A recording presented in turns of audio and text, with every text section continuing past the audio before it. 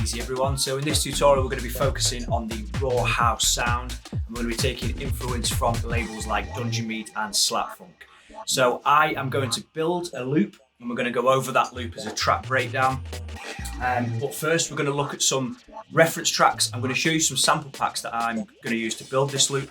And then afterwards, I'm going to go through the project with you all and show you exactly how I've done the processing, all the different sample sources, and I'm going to show you exactly how you can build drums in this style, how you can put bass lines together and fill things out with effects and all kinds of different things like vocals and things like that. So let's dive right in. Okay, so the first label we're going to look at is a label called Dungeon Meat, which is a label that's very close to my heart, with it being a couple of guys that have got a real history in Leeds, which is the city that I have lived in for the past 11 years. So it's run by Tristan D'Cunha, also known as Freakenstein, who was and still is a Basics resident, Back to Basics, which is, if you haven't heard of Back to Basics, it's the longest running club night in the UK. Started in 1991, so that club night has been running as long as I've been alive, because I was born in 91 as well. So yeah, massive history to Tristan's side of things, but also Brother is an amazing producer and has been, you know, sort of massive in the scene for years. So massive influence to me in particular, but also it's just a label that's just put out consistently good music for a very long time.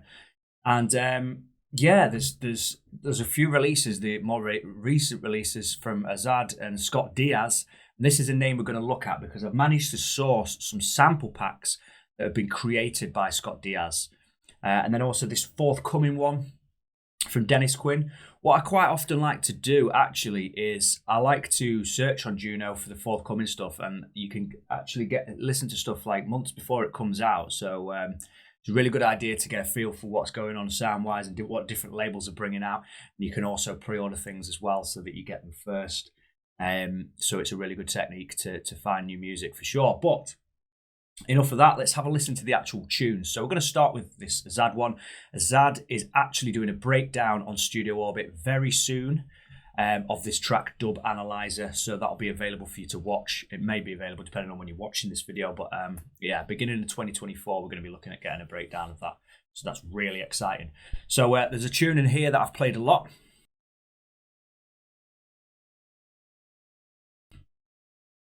So, yeah.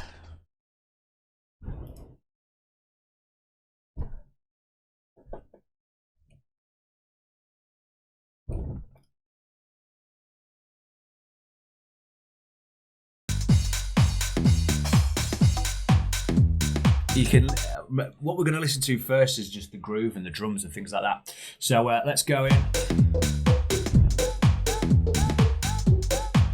Really swung drums and a really sort of US garage, bit of UK garage in there. Proper.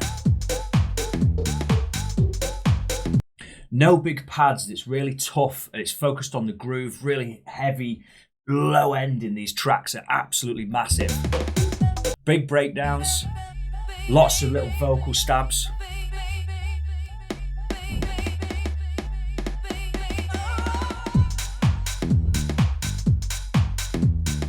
And just a solid groove in there.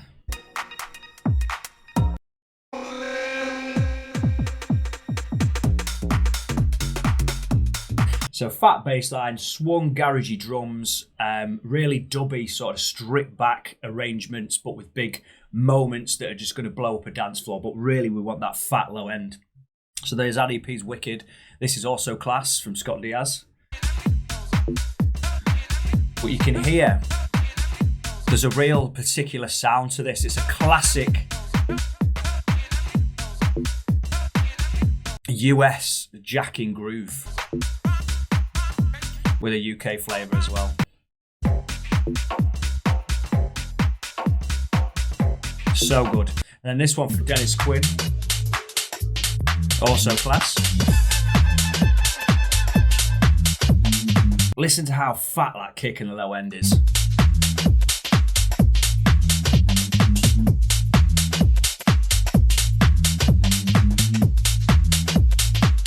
So the drums have got a real analog feel to them as well. So we know that the process is going to be very important, but also the sound selection. So yeah, that's one label. We're also going to just have a quick listen to something from Slapfunk, because Slapfunk and Dungeon Meat, they've got, they're part of the same crew essentially. And there's most of the time with the Slapfunk parties, you'll see Dungeon Meat or Tristan or Brother on the lineup, and yeah, the sound works really well together.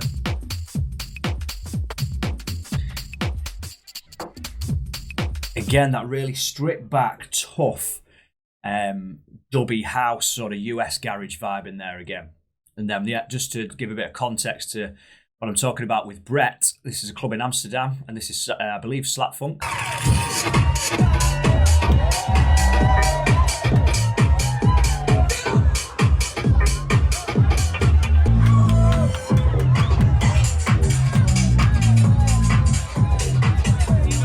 So you can see that sound is aimed squarely at the dance floor. No messing about. Really classy but heavy garagey beats. So what we're going to do is we're going to look at how we're going to build the drums. We're also going to get some other little elements in there as well, and a bass line. But the real thing that we're going to be focusing on is the groove and the drums. So what I've done is I've put together a little folder that's just got 3 sample packs in. And what we're going to do is we're going to look at, I'm just going to turn my sound card on here. We're going to look at the native instrument ones first. This is created by Scott Diaz. So what you can do, I don't know if anyone's ever used these before, but Native Instruments have quite a few packs. Like there's one here for jungle, there's one here for reggae. This is for grime. But if you look at these expansions, there's loads on here. So and they're really good. So I used an electro one and a tutorial once, I believe. And they don't just contain samples. If you look at the one here that we've just that we're going to look at today, they've also got presets in for some of the Native Instruments synths and things like that. So in here you've got samples and loops. So you've got construction loops, you've got drum samples, one-shots, loads of them as well. Drum kits, that if you use battery or machine, they can be loaded into that. And synth presets for massive. There's also one-shot bass and things like that. So essentially, if you're using it for that, that's great. But when you buy it, you sort of install it and it puts the folder somewhere on your computer. So what you have to do is you search for the name of it. So you search for Paradise Rinse Library, and it'll bring this up. And then in here, you've got this samples folder. So this will be somewhere on your computer. So if I actually just put it into, let me just extend this a little bit. Yeah, so put it in this view. You'll see it's put it in my shared users folder. So it's not the easiest thing to find, but what we want is these individual one-shots from the packs that we bought. And if you listen to some of these, it's exactly what we're after. That is just bang on. And this is made by Scott Diaz. So some kicks like that, this is just perfect. So we're going to be using this a lot. There's also some loops in here. There's vocal loops and things, which again is just what we're after. And then there's in here there's one shot. So you've got stabs. Which again, all fit with this sound. You've got little vocal stabs in here. Right now, relax. Yeah. Stuff like that is just funky. Yeah. Perfect for what we're looking for. The sound effects are great too.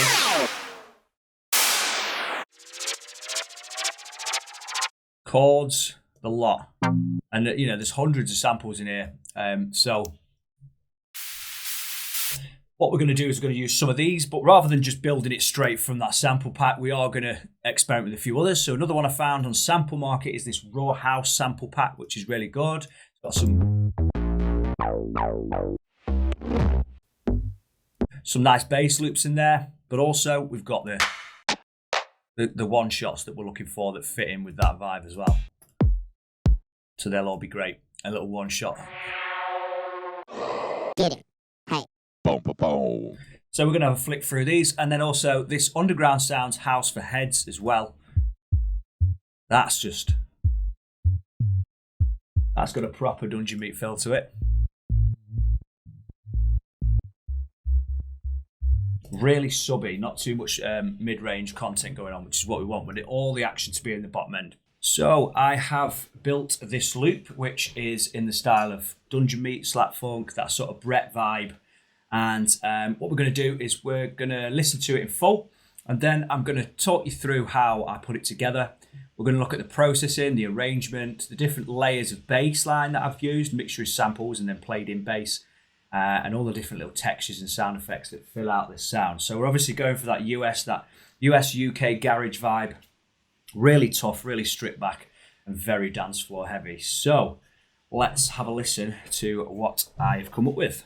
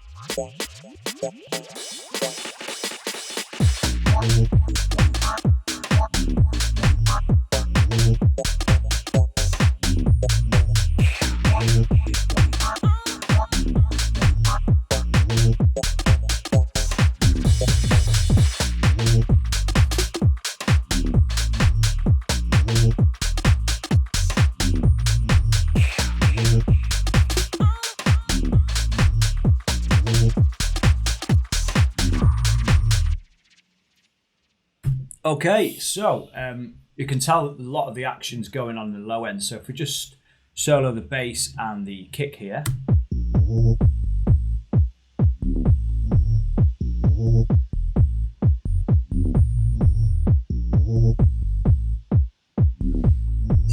There's lots of different elements talking to each other, but ultimately all the power is in that bottom end.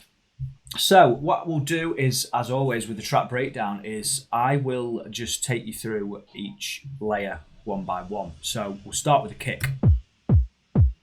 So there's no processing on the kick apart from rolling out some of the bottom end. It's the actual sample itself that's really important. And if you pick the right sample, you shouldn't really have to do too much processing if you can find a good sample source, that is. And I got this from the Scott Diaz Native Instruments pack that I mentioned earlier. So if you go into the drums in here and you go into the kicks, there's some really good kicks in here. But I used this one here, and I didn't do anything to it apart from just tighten the release a little bit, make it a bit shorter. And then we've got these little double kicks that happen. And you can see that I've drawn in a slight bit of variation with, when you're doing these double kicks on the velocity. It's good to do. And then there's another different roll here. So yeah, that's just to fill things out, to create fills in between the different sections to show like transitions and things like that. And then we've got the whole drum channel here. And the drums are massively important. There's quite a lot of different layers to the drums because they're drum and bass heavy, these tunes.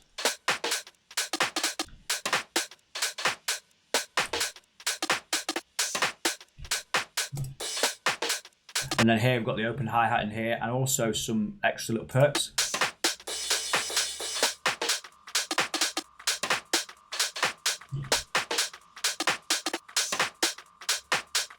So let's break it down one by one. We'll start with the processing on the group first. So what I've done is I've taken out any bottom end that doesn't need to be there. So if you can see here, we've just rolled it off 170 hertz. And then also we've got the decimal on there, which I've pulled the frequency down a little bit. And then just the output volume, but just use the MPC 60 preset, and it's with saturation, tape saturation, and distortion and things like that. Ultimately, what you're doing is you're taking away some of that top end, and you're going to have more of an analog sound when you're doing that, and that's what we're going for with these tunes. So the drums are really dry. I think if I was going to fully mix this down, I would probably have like a little bit of reverb on them. But it's more about the samples that we're using. So there's two different samples here. Now, one of them I've got from a garage sample pack. So it's from the Ultimate Speed Garage Sample Pack Volume 2. So it's that one from, I think it's Paul Cyril, his name is. You can get it on his Bandcamp or his website. I've covered it in the Speed Garage video, but this is really good for this type of sort of Dungeon Meat sound as well, because they're garagey and they're really clean hits. So there's one that's come from that, which is your typical like garage clap. And I've laid it with like a more housey 909 clap to get that housey feel as well. And yeah, you sort of just find two claps that work nicely. Works nice with the kick. And then that's it. In terms of processing, there's nothing on there at all. Same with the hats. So the hats I've taken all from this, the same Speed Garage sample pack. And if we look at the pattern of the hats, let's just go in. There's two hats in there. So you've got like an open or like the main hat, and then in between you've just got these little fillers. And I would draw in a little bit of like variation on the sort of offbeat hats, and also, you know, if I was gonna, this is not a finished tune, but that's something that I would do. So yeah, you start to build a bit of a groove now. And the important thing here is you're applying like quite a lot of swing, because the tracks of this sort of style are really swung, the garagey sort of vibe. And then yeah, we introduce these perks.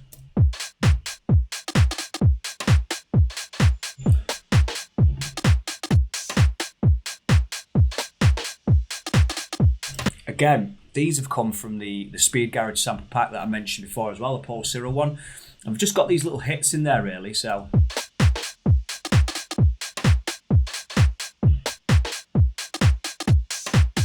So there's two different variations. Well, there's two clips essentially, and they're just slight variations. So the first one's like that.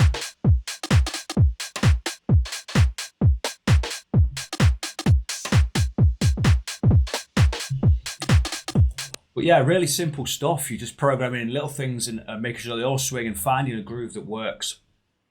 And then finally here, we've got these two loops which I've taken from the Paradise Rinse sample pack. So if you go into that sample pack, if you purchased it, you go into the loops, you've got these different construction packs which have got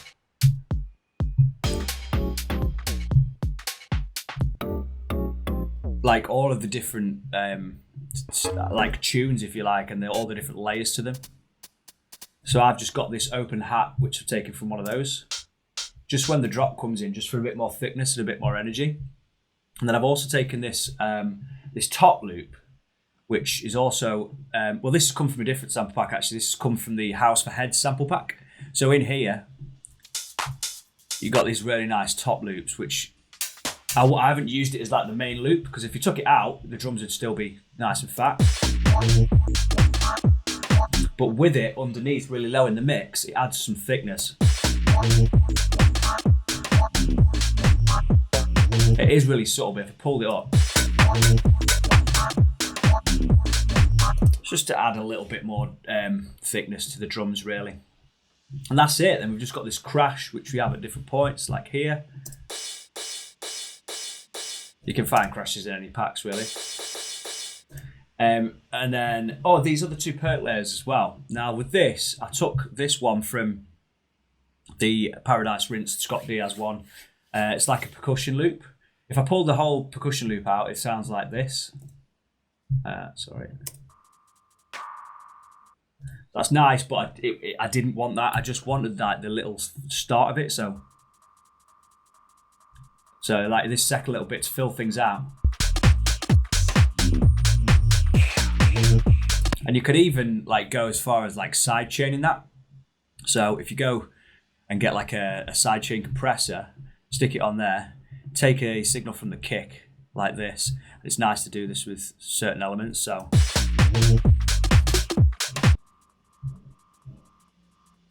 Just pumps a bit.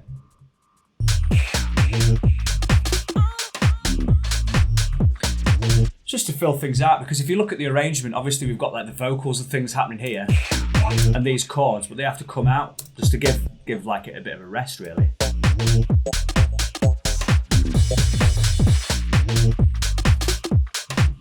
So filling it out with that is a really good way. And then, you know, if I was to fill this out and finish the track, it would have more elements within it in that section, I think. But yeah, we've also got this little perk here as well. Really low in the mix.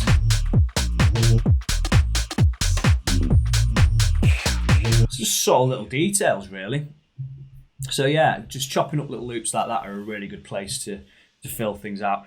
And then also, big part of the tune is the bass. Let's listen to the bass on its own.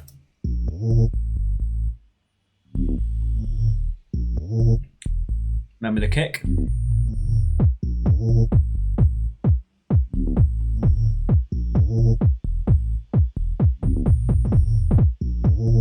So there's like, I think 4 different layers to the bass. So it's a mixture of chopping up 2 different loops and also layering it underneath with a bass that I've played in using Triton. So that's my bass line that I played in. And then I also layered it with this, which is from a sample. So if I just solo that bit on its own. It's like got a nice little wobble on there, which I like from the original sample, which has come from that Speed Garage sample pack. It's just a one-shot bass, but I followed the notes. And it just sits on top, really, because I've EQ'd the low end out with it, so it's more like a mid-range bass line, just to add a bit of thickness into it. But basically, all these different parts play off each other. So if you listen to the original bass loop, it was way too busy for me to use. And plus, I don't necessarily just like dragging bass loops in and just using them because it's not very original. So if you listen to it, there's like 2 different parts. If you're going to just play that all the way through, it's quite repetitive. But I took the different parts, I spread them out, and then filled it out with this other part from a different loop, which I took all the bottom end out, so it's more like a mid-range layer, but it just talks to that. So you've got these 2, the little call and response. Let's start from the beginning there.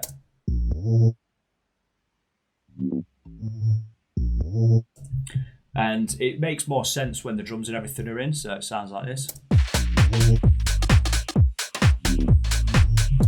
And when I was originally putting the loop together, I just had those 2.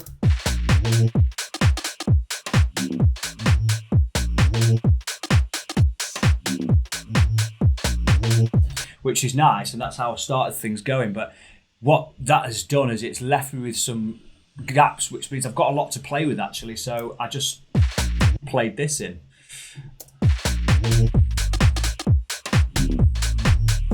And with the Triton, I like to add a little bit of erosion in on my subs, just so if you're listening on like a system that's maybe not got much low end in it, you can still hear the bass.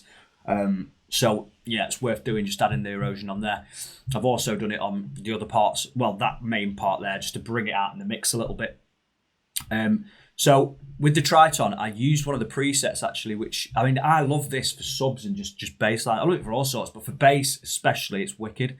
So if you go on the bass presets, I've used the deep and dark bass, and just left it as it is, really, because it just works really nicely. And that's all the different bass elements. We've got this as well, which is like a little... I mean, the reason it's in the bass group is because it just talks to the bass. I mean, what you could even do with something like that, I would be tempted, just to give it a bit more movement, is to add like a filter on it.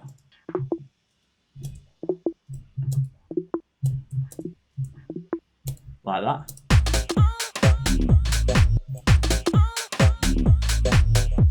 Just little things like that. And there's always more that can be done to a tune, and as I'm going through it, I'm thinking, oh, actually, I could add more bits in it and make it a little bit more interesting, add those little details. That's it with the bass. I mean, there's a little bit of processing on there. So what I tend to do with my sub basses is I have a low cut, and sometimes I'll even pull it as high as like 30 hertz, because sometimes you've got so much going on in the bottom end that like it just doesn't translate well on big systems. So you can actually roll out some of these until you can still hear it nicely. So I've done that on just the bass channel to make sure there's not too much like sub frequencies that you can't even hear, but will just lose some headroom. And then I've also sidechained it to the kick.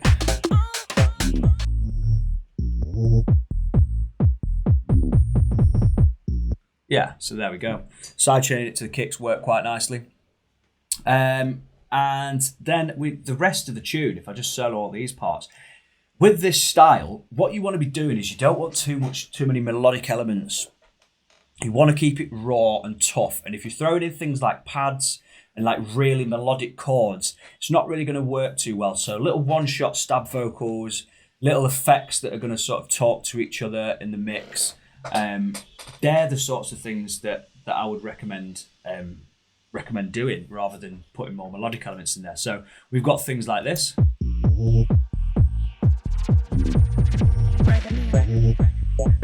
Just unsolo the kick and the bass so you can really hear what's going on. So like these little effects.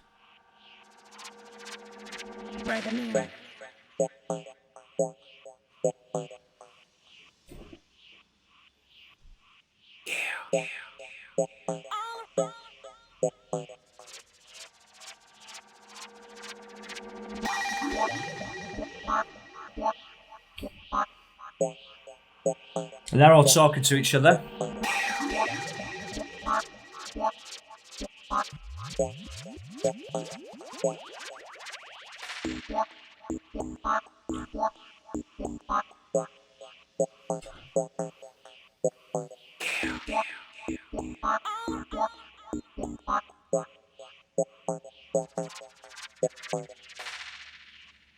So if you were to take these, let's just, for the sake of it, let's just mute these. You can just sort of see what adding things like that really adds to it.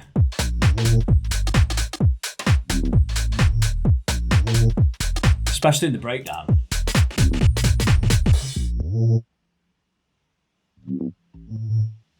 So you really need those in there.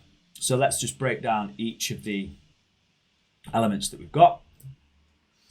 So what I did was, there's like again, I've sidechained this to the kick, but I took, and see if I can get the original loop out. So if we take the loop off and we just spread the sample out, it's just like a bit of a riser, like this.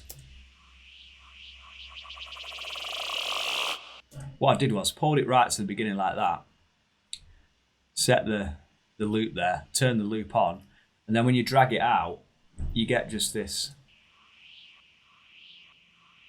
And then if you sidechain it with the kick, if I was to put the kick in there,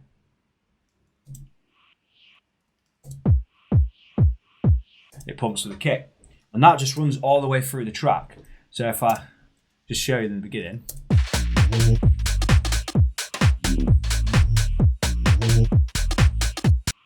Turn that off. Makes a huge difference in filling the track out. So that actual sweep came from the sample pack that I mentioned from Native Instruments in here. So there's different one-shot sound effects,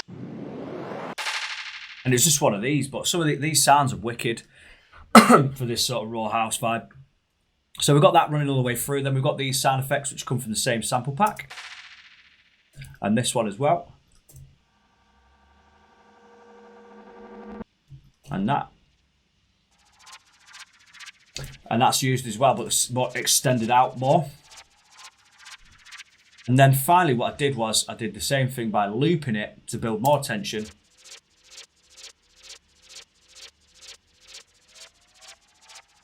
So in the breakdown,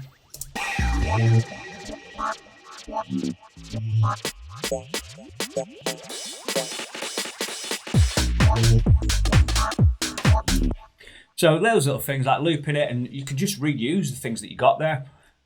Got that sound effect, the classic like garage sound effect. And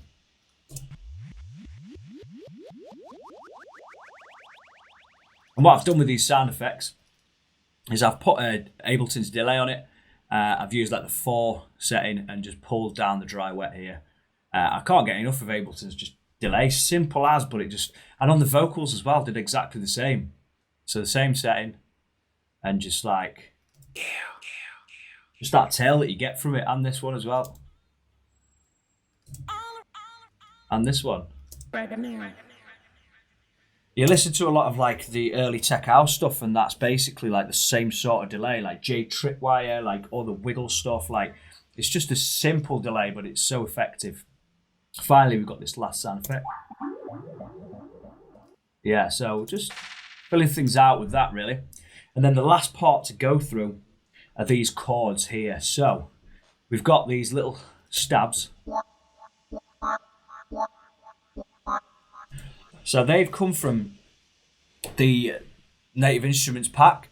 And if you go into the one-shots, you've got these chords. And you've also got these stab and hits. And I've just found one that I like the sound of, and I've just played in some notes. But what I've done just to give it some movement, if you turn off the processing and the reverb. Really basic, but let's push the reverb back up. Sounds nice. Give it a bit of movement with an LFO with the rate set to a half there, and push this back. You mount quite high. The LFO is sweeping through, and then the delay. Add some of that top end that we've lost through filtering, the erosion.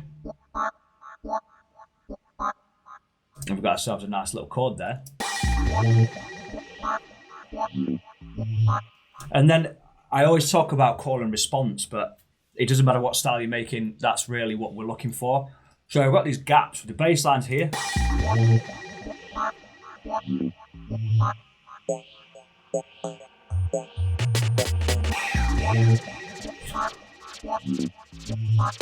So everything's talking to each other. Now this second chord is like, I've called it Dirty Stab.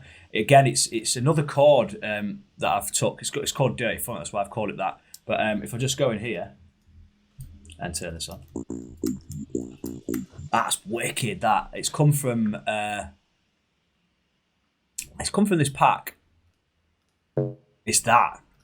Really nice hit. But what I've done is I've again put a little bit of auto filter on it.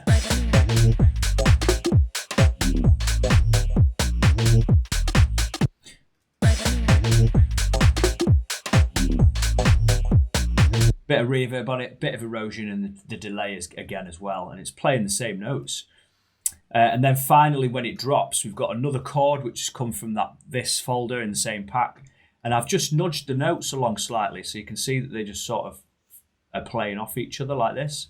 So if we play them both together,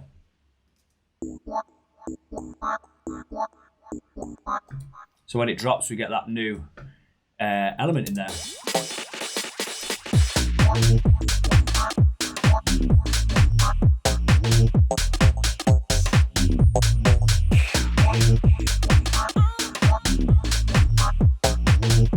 So everything's just got its space, and it's all just sort of playing off each other, really. And like the little things that you'll find in here is like, let's just go into the drums. So this is like typical of this sort of style, is these little snare rolls. So there's two different snare samples sort of playing off each other with lots of different velocity changes underneath. Just little fills. And then here we've got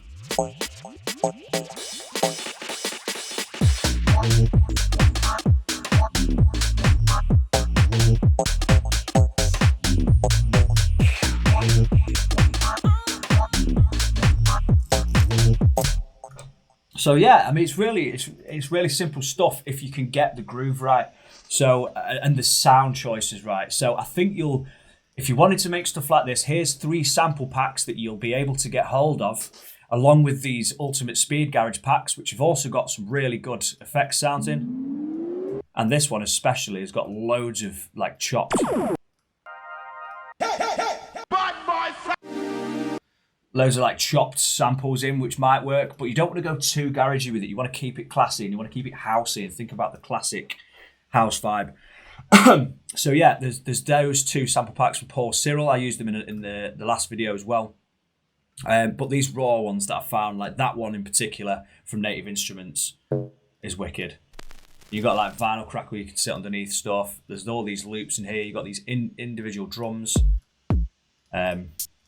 Like just, yeah, class. Really good stuff.